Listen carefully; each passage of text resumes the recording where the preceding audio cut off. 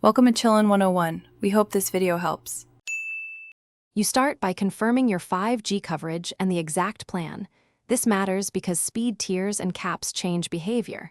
Once done, insert the carrier SIM into an unlocked 5G phone or approved hotspot. Make sure firmware is current.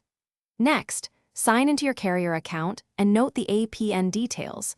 Those settings tell your device how to route data. You're doing this first, because a physical SIM and correct APN are prerequisites before any network registration or speed testing can succeed.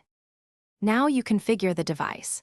Enter the APN exactly as provided, enable 5G or NR modes, and select Automatic Network Mode so the radio negotiates best bands.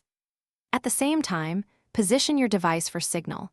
Near a window or elevated location reduces obstructions and multipath loss. If you need sustained performance, use band lock tools or an external antenna to target wave or sub-6 frequencies. This reduces band steering and keeps latency low. These steps optimize throughput and reliability. Finally, verify the connection by running multiple speed tests at different times and note latency. Monitor data usage for 24 to 48 hours so you understand real-world performance.